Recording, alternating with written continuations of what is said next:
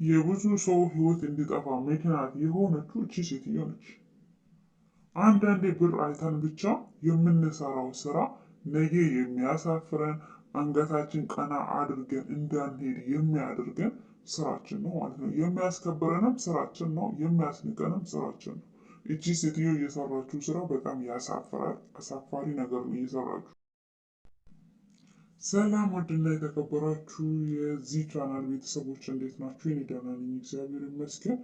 ወይኔ ዘንድሮ ምን ጉድ እየመጣብን ነው! ብቻ እኔ በጣም ያዘንኩኝ በአንድ መልኩ በአንድ በኩል ደስ ብሎኛል፣ በአንድ በኩል አስከፍቶኛል ማለት ነው። እና እንደምታዩት እቺ ሴትዮዋ ከዚህች ሴት የሚጠበቀው ስራ አይደለም የሰራችው በእውነቱ በጣም ይከብዳል ማለት ነው። እና ሰው እግዚአብሔርን መፍራት ከተወ ቆይቷል። አንዳንድ ሰው ማለት ነው፣ ሁሉም አይደለም። አሁን እንደዚች ሴትዮ ለምሳሌ እኔ አላቅም ብቻ እና አንዳንድ ሰዎች ደግሞ ከብሔር ጋር የምናያይ ሰዎች አለን እና ተው እንጂ አንዳንዴ ቆም ብለን እናስበው። አንድ ሰው መጥፎ ስራ ከሰራ መጠየቅ አለበት በሕግ። ይሄ እንጀራ ነው፣ ሁሉም ሰው እንበላለን፣ ሁላችንም እየበላን ነው እንበላለን ማለት ነው ገዝተን እና እሷ ሰጋቱራ ጅብሰን አፈር ጨምራበት በ27 ብር ስትሸጥ ጥሩ ነው ብዬ አላስብም። ምን አለበት ዋጋ እንኳን ቢቀንሱት ያተርፋቸዋል እኮ ዞሮ ዞሮ። እና በዚህ አጋጣሚ ቤት ያልሰራችሁ ማለት ነው ገና የሚቀራችሁ ከሆነ እንደኔ እና ከአሁን በኋላ ጅብሰን ይወደዳል ማለት ነው። በጊዜ ገዝታችሁ ቤት አስቀምጡ እንጂ እንጀራ ጅብሰን ወደ እንጀራ የሚቀየር ከሆነ ያው ጅብሰን መወደዱ አይቀርም። ሰጋቱራም እንደዛው ነው። ብቻ ይከብዳል እንግዲህ ከባድ ነው። ሀገራችን አድጋለች በጣም ማለት ነው። እና ጅብሰን እና ሰጋቱራ እስከመብላት ደረጃ ደርሰናል። ጥሩ ነው። ከአሁን በኋላ ግን እንጀራ ገዝታችሁ እንዳትበሉ እላቸዋለሁ። ከብሔር ጋር የምታያይዙ ሰዎች ደግሞ ምን አስባችሁ ነው? ሚዛናዊ አድርጉት እንጂ እቺ ሴትዮ መጥፎ ስራ ካልሰራች የእውነት እጇ ንጹህ ከሆነ ምንም ነገር ካላቀላቀለችበት ነጻ ትወጣለች ማለት ነው። ግን መጥፎ ስራ ሰርታ ከሆነ ደግሞ እውነት እንደተባለ ከሆነ በሕግ መጠየቅ አለበት። ምክንያቱም የብዙ ሰው ህይወት በዚህ ሊጠፋ ይችላል። ብዙ ሰው ሊታመም በሽተኛ ሊሆን ይችላል። እና እንደዛ ብለን ማሰብ አለብን። እና እንጀራ ገዝታችሁ አትብሉ ማለትም ደግሞ የማይቻል ነገር ነው። እና አብሶ ወንደላጤዎች እንጀራ ገዝቶ መብላት ይችላሉ። በተለያየ ነገር ሰው እንጀራ ገዝቶ ይበላል። ብዙ ሰው እንጀራ ገዝቶ የሚመገብ አለ። እዚህ ሀገርም ሆነ ኢትዮጵያ ገዝቶ የሚመገብ አለ። ሆቴሎች አሁን አብዛኛው ሰው የራሳቸው ሆቴል ውስጥ አይደለም የሚጋግሩት። አብዛኛው ሰው ከውጭ ገዝቶ ነው። ያ እንጀራ ምን ሆን ከየት ይምጣ ምን ይጨመርበት ምን ይኑሮ ምንም ያ ሰው ምንም የሚያውቀው ነገር የለም። እሱም ከሰው ተረከበ ለሌላ ሰው ደግሞ መልሶ ይሸጣል ማለት ነው። እና እንደዚህ መሆን የለበትም። ከዚህ በፊትም አይታችኋል። እኔ አሁን እስከ ዛሬ ስጋ ሳወራሱ የሆነ ምን ልበላችሁ በጣም ነበረ ውስጤ እንትን ያለው የአህያ ስጋ ሲሸጥ የነበረው ሰውየው ሳምቹ የሚል ቻናል ነበር የለቀቀው ማለት ነው። እና እውነትም ሊሆን ይችላል እንደዚህ እቺ ሴትዮ እውነትም ሊሆን ይችላል እየሰራችው ስራ። የዛን ጊዜም ጓደኛው ነው ያጋለጠው። አብሮ ሲሰራ የነበረው ሰው ነው ለዚህ ሰው ቁጥር ሰጥቶ ይህ ሰው እንዲጋለጥ ያደረገው ወደ ሕግ የቀረበው ማለት ነው። እና ተመልሶ ያ ሰው ሌላ ስራን አይሰራም። እንዴት ሲሸውድ እንደነበረ፣ እንዴት ሰውን ሲያታልል እንደነበረ፣ ከስጋ እኩል የአህያ ስጋ ሲሸጥ እንደነበረ ሁላችንም አይተናል። የተለያየ ቅቤ ውስጥ ሙዝ ይጨመራል፣ የተለያየ ነገሮች አለ። አንዳንድ ነጋዴዎች እግዚአብሔር የማይፈሩ መጥፎ ስራ የሚሰሩ ሰዎች አሉ። ስለዚህ እኛ ደግሞ ተነስተን የማናውቀውን ነገር ከብሔር ጋር ልናያይዘው አይገባም ልላችሁ ፈልጌ ነው። አማራም ሆነች ኦሮሞም ከሆነች ስራ መጥፎ ስራ ሰርታ ትኖር አይደለም። አማራም ከሆነች መጥፎ ስራ ሰርታ ትቀመጥ አይደለም። ሁላቸውም በሕግ መጠየቅ አለባቸው። ንጹህ ስራ ሰርቶ ደግሞ ለሰው ማቅረብ አለባቸው ማለት ነው። እና እንደዛ ነው የምላችሁ። እና ሚዛናዊ አድርጉ እሺ። አንዳንዴ ሚዛናዊ እናድርግ። ሁላችንም እኮ እንበላለን እንጀራ። ነገ ብንታመምስ በራሳችን በገዛ ብራችን ገዝተን ብንታመምስ ማን ነው ተጠያቂ? እነሱ እኮ ተጠያቂ አይሆኑም፣ እኛ ነን ተጠያቂ ማለት ነው። እና እንደዛ ይላችኋለሁ። ሲጀመር ደግሞ እንደዚህ አይነት ስራ ሰርቶ መጥፎ ስራ የማይሆን ስራ ሰርቶ ለጊዜ ውጤታማ ልትሆን ትችላለች፣ ግን ዘለቄታ የለውም። እንደዚህ አይነት ስራ አንድ ያሳፍራል። አእምሮዋ ራሱ በነፃነት ትሰራለች ብዬ እኔ አላስብም። በነፃነት መስራት አትችልም። ሁሌ አእምሮዋ ጥያቄ ይፈጥርባታል ብዬ አስባለሁ። እና ንጹህ ስራ ስትሰራ ነው ተደስታ የምትቀበለው። ብር ራሱ በረካ የሚኖርላት እንጂ የሚሆንላት እንጂ ተገቢ አይደለም። ከብዛት ውስጥ ማግኘት ይቻላል። ምንም አክል እኮ ጤፍ ቢወድድ እኔ ድሮ እንጀራ ስንት ነበረ? 3 ብር 2 ብር እንደዛ ነበረ፣ 5 ብር። አሁን ነው የእንጀራ ዋጋ የጨመረው እንጂ የዛን ጊዜ ጤፍ ርካሽ ነበረ። ጤፍ ርካሽ በነበረበት ጊዜ የእንጀራ ዋጋ ራሱ ተመጣጣኝ ብር ነበረ። 2 ብር 3 ብር 4 ብር እስከ 5 ብር ነበረ እንጀራ ማለት ነው። አሁን ግን ጤፍ ዋጋ ቢወድድም እንኳን አንድ እንጀራ 27 ብር 17 ብር ይሸጣል ማለት ነው። ወደ አዲስ አበባ 20 ብር እንደዛ አካባቢ ነው አንድ እንጀራ የሚሸጠው። እንደዛ ነው እንግዲህ ያው በሚዲያ ሁላችንም የምናየው ነገር ስለሆነ ማለት ነው።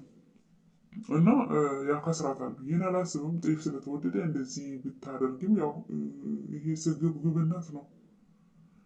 ንጹህ ስራ ሰርቶ የሚኖሩ ሰዎች አሉ። በእንጀራ ብቻ የሚተዳደሩ ሰዎች አሉ።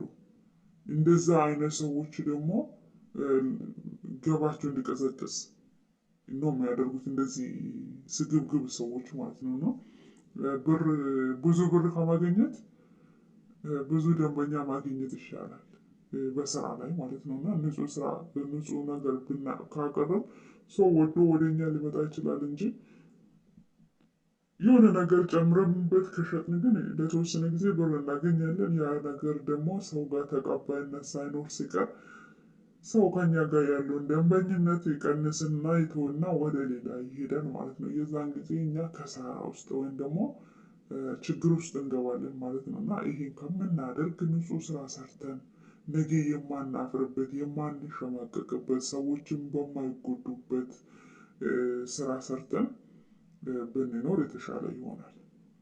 በስራ ላይ ደግሞ ደንበኛ ማፍራት ነው የሚጠቅመው። አንድ የሰው መጥፎ ስራ ካገኘብን አንድ ምግባችን በልቶ ያ ምግብ ያን ሰው ካሳመመው መልሶ ያ ሰው ሁለተኛ ጊዜ አይመገብም እኛ ጋር። ያ ምግብም ሊገዛ አይችልም። ያ ነገርም ከኛ ላይ መጥፎ ከሆነ ተመልሶ ሊገዛ አይችልም። ግን ንጹህ ነገር ከሆነ ጥሩ ነገር ከሆነ ያ እኛ የምንሸጠውን ነገር ደግሞ ሰው ከወደደ ዛሬ አንድ ሆኖ ከመጣ ነገ 2 3 እያሉ ደንበኛ እያበዙልን ይመጣሉ ማለት ነው። ስለዚህ እኛ ከብዛት ውስጥ የምናገኘልን ትርፍ እናገኛለን ማለት ነው። እና ስራ ስንሰራ እንደዛ ብለን ነው ማሰብ ያለብን እንጂ አንድ ሰው ብቻ ከኛ ተጠቅሞ ስለሄደ እኛ ተጠቀምን ብለን ማሰብ ሳይሆን የምናገኘው ሰዎች ናቸው እኛ ጥቅማችን አንድ ስራ ስንሰራና እንደዛ ነው ማሰብ ያለብን። እና ማንኛውም ስራ ስንሰራ ስራችን ንጹህ መሆን አለበት። ሰውን በማይጎዳ መልኩ ሰውን በማያስቀይም መልኩ ከሆነ በዛ መልኩ ነው እና እኛ ትርፋማ ልንሆን የምንችለው እላችኋለሁ። ነገም እናንተም ወደ ሀገራችሁ ገብታችሁ ስራ የምትጀምሩም ከሆነ ደንበኛ ነው ማፍራት እንጂ ብርን አይደለም። ብር ያስፈልገናል። የበለጠ ደግሞ ደንበኛ ስኖረን ነው አንድ ስራ ሰርተው ውጤታማ መሆን የምንችለው ብዬ አስባለሁኝ። እና አንድ ስራችን ንጹህ ከሆነ ማንም ሰው የምንሰራው ስራ አሪፍ ከሆነ ማንም ሰው ፈልጎ መርጦን እኛ ጋር ይመጣል ማለት ነው። በምንሰራው አብሶ ደግሞ ምግብ ነክ ላይ ጥንቃቄ ያስፈልጋል። በጣም ጥንቃቄ ያስፈልጋል ማለት ነው። እና ሰው አንዴ ከጠላን ድርሽ አይልም። አንዴ ምግባችንን ከወደዱ ደግሞ እስከመጨረሻ ከኛ ጋር ናቸው ማለት ነው። እና የትም አይሄዱም። ምግባችን ከወደዱ ምግባችን በልቶ የማይታመሙ ከሆነ ምግባችን ከጣማቸው ሰው የትም አይሄድም ማለት ነው። እና አንዱ ዛሬ አንድ ሆኖ ከመጣ 2 3 እያለ ያም ሌላ ያመጣል፣ ያም ሌላ ያመጣል፣ ጓደኛውን ያመጣል። እንደዛ እያለ ገባችን ማስፋፋት እንችላለን እንጂ እንደዚህ አይነት ስራ ማድረግ እንደዚህ አይነት መጥፎ ስራ የማይሆን ነገር ማቀላቀል ጥሩ አይደለም። አንድ ከፈጣሪያችን ጋር የሚያጣላን ነገር መስራት ጥሩ ነው ብዬ እኔ አላስብም። ስራ ስትሰሩ ንጹህ የሆነውን ነገር ሰርተን ደንበኛ መሰብሰብ እንጂ ብር ላይ ብቻ ትኩረት ማድረግ የለብንም። ስራ ስንሰራ ነው የምላችሁ ማለት ነው። ከብር ይልቅ ብር ብቻ የምንል ከሆነ ደንበኛ እያጣን ነው የምንሄደው ማለት ነው። ምክንያቱም እኛ የምናስበው ብር ላይ ብቻ ከሆነ ትኩረታችን ስለ ደንበኞቻችን ለነሱ ምንም ነገር ልናስበው አንችልም። ስለነሱ ልንጨነቅም አንችልም ማለት ነው። እና የበለጠ ከብር የበለጠ ሊያሳስብን የሚችለው ያ ሰው እኛ ጋር መጥቶ ተደሰተ ወይ፣ የሚፈልገውን ምግብ አግኝተዋል ወይ፣ እንደሚፈልገው ተጠቀመ ወይ ብለን ያን ነገር ማሰብ አለብን።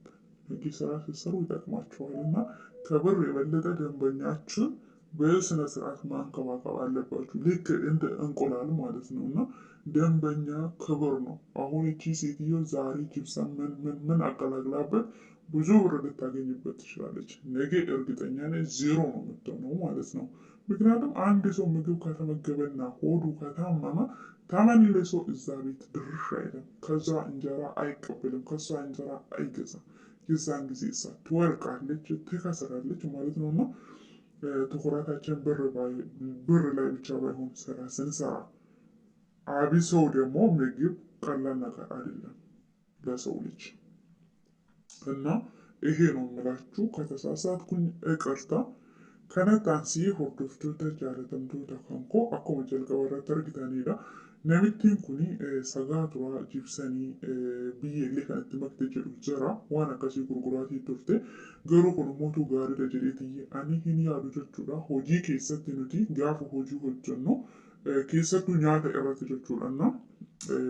Nyaata keessatti inni guddaan qarshii argachuu qofa osoo hin taane dambanyaa keenya irratti hojjechuun barbaachisaadha jechuudha. Dambanyaa keenya irratti hojjechuu yoo isin hin jedhu nyaanni inni nuti nu biraa fayyadamu suni nyaata gaarii, nyaata qulqulluu yoo ta'e boru namni sun nama dabalee nuuf fidaa deema jechuudha. Har'a tokko yoo ta'ee dhufe boru mana ishee nyaata gaariitu jira. Mana akkasii biddeena gaariitu jira.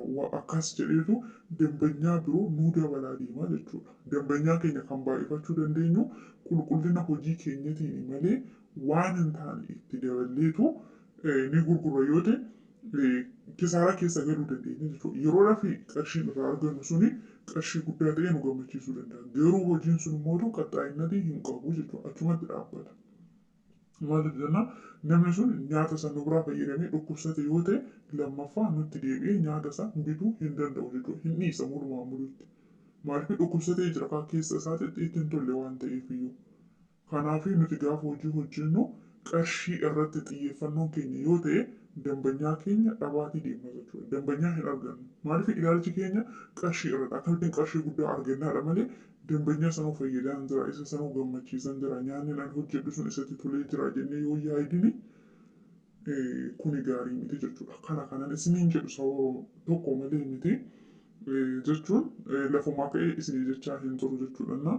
Namni gaafa nuti gaafa asii galle hojii dhuunfaa keenyaa bannee hojjechuu dandeenya, mana nyaataa ta'a, waan garaagara hojjechuutii dandeenya jechuudha. Gaafa hojjennu sun garuu qarshii qofa irratti hin xiyyeeffatna. Dambanyaa keessan irratti xiyyeeffadha. Dhuguma hojii nuti hojjennu sun zalaqiitaa qaba. Gara fuulduraa itti fufnee hojjenna yoo jenne namoota dhufanii nu biraa nyaata fayyadaman san isaan haala isaan gammachiisuun yoo hin ta'iniif faayidaa hin qabu jechuudha. Har'a dubartiin kun kan itti maktee gurgurtee qarshii hanga xiqqoo irraa argachuu dandeessi, gabaan ishee ni dhaabbata. Maaliif namni biroo itti fufee boru isheedhaaf dambanyaa hin ta'u waan ta'eef. Yoo nuti waan gaarii hojjenna ta'e, yoo nuti waan gaarii namaaf dhiyeessine ta'e, namni hanga fedhe fageenyarraa yoo ta'e magaalaa san keessa taa'anii fageenyarraa yoo ta'e barbaadee nu bira dhufa jechuudha.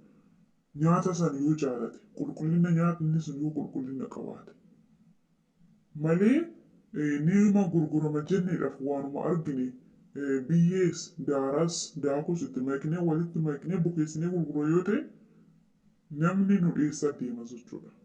Itti hin mijatu hojiin keenya waan ta'eef iyyuu. Kanaaf nyaata irratti xinqaaqee gochuun barbaachisaadha. Sijammar dammoo kisaaraa hin qaba jedhee ani hin yaadu. Biddeenni jechuudha.